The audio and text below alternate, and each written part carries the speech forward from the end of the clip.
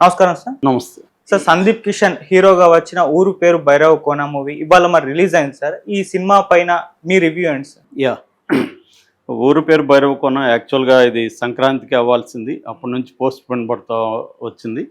దాని తర్వాత వైజాగ్ డిస్ట్రిబ్యూటర్ బొత్తుల సత్యనారాయణ దీని మీద కేసు వేశాడు, ముఖ్యంగా అనిల్ సుంకర ఆయనకి డబ్బులు ఇవ్వాలని. అప్పుడు ఏజెంట్ టైంలో కూడా గొడవ చేశారు. దానివల్ల కూడా ఇది కోర్టులో ఉండింది. రిలీజ్ అవుతుందా లేదా అన్న ఒక టెన్షన్లో మొత్తానికి ఈరోజు రిలీజ్ అయింది. యాక్చువల్గా 14th వాలంటీర్స్ సందర్భంగా చాలా చోట్ల ప్రివ్యూస్ కూడా వేశారు ఇది. అవును.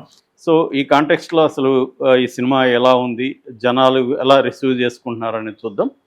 దీంట్లో యాక్ట్రెస్ పరంగా వచ్చినప్పుడు సందీప్ కిషన్ హీరో, వర్ష బొల్లమ్మ, కావ్య తాపర్ హీరోయిన్లు, వెన్నెల కిషోరు, వైవా హర్ష, రవిశంకర్ ఇలాంటి వాళ్ళు యాక్టర్స్గా ఉంటున్నారు. ఇక టెక్నీషియన్స్కి వచ్చేసరికి విఐ ఆనంద్, ఆయన గతంలో హృదయం ఎక్కడ ఉంది, టైగరు, ఒక క్షణం, డిస్కో రాజా, ఎక్కడికి పోతున్నావు చిన్నవాడ ఈ సినిమాలు డైరెక్ట్ చేశాడు.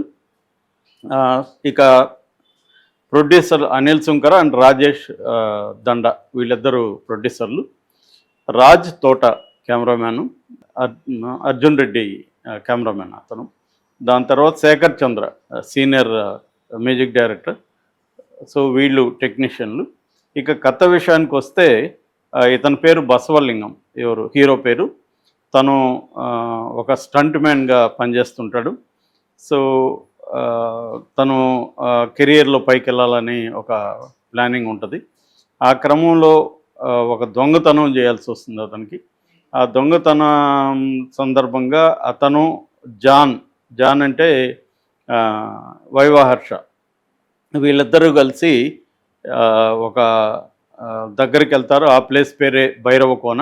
దానికి గరుడ పురాణానికి లింక్ ఉంటుంది. గరుడ పురాణంలో 4 పేజీలు మిస్ అయి ఉంటాయి, దానికి దీనికి లింక్ అయి ఉంటుంది. సో అక్కడికే ఈ కావ్య తాపర్ కూడా వస్తుంది.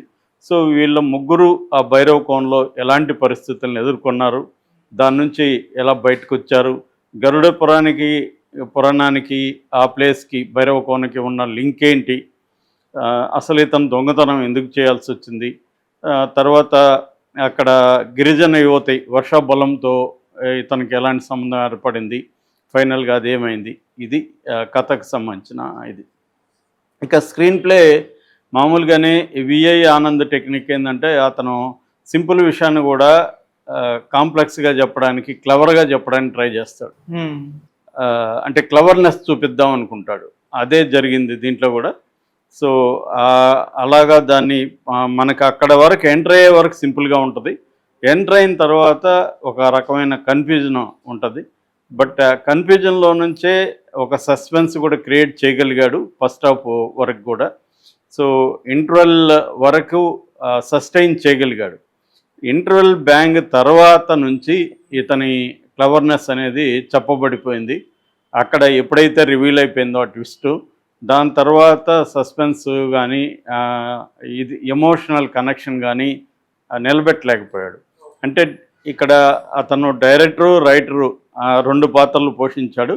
డైరెక్టర్గా సక్సెస్ అయ్యాడు, రైటర్గా ఫెయిల్ అయ్యాడని చెప్పచ్చు ఈ సినిమాకు సంబంధించి. అంటే కంప్లీట్గా ఫెయిల్ అయ్యాడని కాదు, బట్ అట్రాక్ట్ చేయడంలో, ఆడియన్స్ని హుక్ చేయడంలో, ఎమోషనల్ కనెక్ట్ చేయడంలో సెకండ్ హాఫ్లో అంత ఎఫెక్టివ్గా రాలేకపోయింది. దీనికి కారణం ఏంటంటే ఇతని చాలా చోట్ల edge of the thriller scenes అంటారు. అంటే మనం కుర్చీలో చివరిలో ఇలా కూర్చొని చూడాల్సి ఉంటుంది. అంతగా మనల్ని కొన్ని సీన్లు అట్రాక్ట్ చేస్తాయి. కొంతవరకు వైవాహర్ష తర్వాత వెన్నెల కిషోర్ కామెడీ కూడా బాగుంది, అక్కడక్కడ బాగుంది. సో అలాగా మనల్ని ఫస్ట్ హాఫ్ బాగా హుక్ చేయగలిగాడు. కానీ సెకండ్ హాఫ్లోకి వచ్చేసరికి ఆ ఎమోషనల్ కనెక్షన్, ఇది ఫాంటసీ థ్రిల్లర్. బేసిక్గా ఫాంటసీ థ్రిల్లర్లో కూడా హ్యూమన్ బీయింగ్స్ ఎమోషన్స్తో కనెక్ట్ అవ్వాలి. ఈ హ్యూమన్ బీయింగ్స్ అని కాదు, ఎనీ క్రీచర్. ఇప్పుడు మనం చాలా హాలీవుడ్ సినిమాల్లో చూస్తాము, ఇక్కడ కూడా కొన్ని జంతువుల సినిమాలు, పాము, జంతువులు, ఈగ, ఇవన్నీ చూసాం కదా. వాటితో మనం ఎమోషనల్ కనెక్ట్ అవుతాం. ఇప్పుడు ఈగ ఉంది, ఈగకి ఒక ఎమోషన్ ఉంటుంది. ఈగ వచ్చి ఈగ కాదు, అది మనిషి, అవును అనేది ఒకటి ఉంటుంది మనకి. సో దానివల్ల మనం ఆ ఎమోషన్ కనెక్ట్ అవుతాం. అది ఒక తను ప్రేమించిన అమ్మాయి కోసం ఎటువంటి తపన పడుతుందో దాంతో మనం కనెక్ట్ అవుతాం. ఈ ఎమోషన్ కనెక్ట్ లేకపోతే ఎడ్జ్ ఆఫ్ ద థ్రిల్లర్ కాస్త లైడ్ బ్యాక్ అయిపోయి చేయండి అన్నట్టుగా ఉంటుంది, మనం దూరం అయిపోతాం. సో అట్లాగే లాజిక్ ఈ సినిమాలో మిస్ అయింది చాలా చోట్ల. లాజిక్ మామూలుగా హిచ్కాక్ ఒక ఫేమస్ డైలాగ్ ఉంది, when logic enters drama dies అని. ఇది మన రాఘవేంద్రరావు కూడా అప్పుడప్పుడు సెట్లో చెప్పేవాడు. మేము పనిచేసేటప్పుడు ఏదన్నా మనం లాజికల్గా ఉండడానికి ట్రై చేస్తే లాజిక్ ఈయన ఈ కొటేషన్ చెప్పేవాడు, లాజిక్ ఉంటే డ్రామా ఉండదు. కానీ అది హాఫ్ ట్రూత్ మాత్రమే, సగం సత్యం అంటాం దాన్ని. అంటే లాజిక్ సినిమాలో ఉండాలి, ఉండకూడదు, ఎక్కడ ఉండాలి ఎక్కడ ఉండకూడదు అనేది ఎవరు డిసైడ్ చేయలేరు. అంటే ఒక్కోసారి లాజిక్ లేకపోతే ఎమోషన్ బలంగా ఉన్న చోట లాజిక్ లేకపోయినా పర్వాలేదు. ఎమోషన్ బలంగా లేనప్పుడు లాజికల్గానే ఉండాలి. లేకపోతే ఏమవుతుందంటే ఇక్కడ లాజికల్ మీదకి మనం వెళ్ళామంటేనే అర్థం అక్కడ ఎమోషన్ లేదని. ఎమోషన్ స్ట్రాంగ్గా ఉన్నప్పుడు ఆడియన్స్ లాజిక్ని పట్టించుకోరు. సో అందుకని కొన్ని చోట్ల లాజిక్ ఉండాలి, కొన్ని చోట్ల లాజిక్ ఉండకూడదు. అంటే ఫాంటసీ ప్రపంచానికి కూడా ఒక లాజిక్ ఉంటుంది. ఇప్పుడు బాహుబలి ఉంది, బాహుబలిలో ఆ ఒక ప్రపంచాన్ని క్రియేట్ చేశాడు. ఆ క్రియేట్ చేసినప్పుడు దాంట్లో ఒక లాజిక్ ఉంటుంది. దాంట్లో ఒక విలన్ ఉంటాడు, వాడు సడన్గా మంచిగా బిహేవ్ చేయడు, విలన్గానే బిహేవ్ చేస్తుంటాడు. ఒకవేళ మంచిగా బిహేవ్ చేస్తే కూడా దానికి రీజన్ ఏందో చెప్పగలగాలి. అటువంటి ఒక లాజికల్ ప్రపంచాన్ని క్రియేట్ చేశాడు. సో అలాగా అందులో ఇతను ఫెయిల్ అయినాడని చెప్పచ్చు లాజికల్గా డైరెక్టర్. ఇక యాక్టర్స్ విషయానికి వస్తే సందీప్ కిషన్ నిజానికి one of the best actors మనకి ఇండస్ట్రీలో. తమిళ్లో కూడా అతను చాలా క్యారెక్టర్లు చేశాడు, ఫ్యామిలీ మ్యాన్లో చేశాడు, చాలా వెబ్ సిరీస్లో దీంట్లో అతను మంచి పాత్రలు చేశాడు.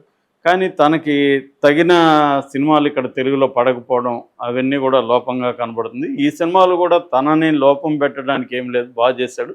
ఓన్లీ లుక్స్ పరంగా ఇంకొంత శ్రద్ధ తీసుకొని ఉంటే బాగుండేదనే ఫీలింగ్ అయితే ఆడియన్స్కి వస్తుంది. ఇక వర్ష బొల్లమ్మ గిరిజన యువతిగా చేసింది. ఆమెకు పెద్ద స్క్రీన్ టైం కూడా లేదు. సో ఆమె అంత ఇంపాక్ట్ క్రియేట్ చేయలేకపోయింది. కావ్య తాపర్ బెటర్గా చేసింది, తనకి స్క్రీన్ టైం కూడా బాగుంది. తను ఒక మోడర్న్ గర్ల్ క్యారెక్టర్లో బాగా చేసింది. ఇక్కడ మన వైవా హర్ష, వెన్నెల కిషోర్ వీళ్ళిద్దరూ కామెడీ టైమింగ్స్ మనకు తెలుసు. ముఖ్యంగా వెన్నెల కిషోర్, సో వాళ్ళకి మంచిగానే సీన్లు పడితే దున్నేస్తారు. దీంట్లో కూడా అలాంటి మూమెంట్స్ కొన్ని బాగున్నాయి. ఓకే.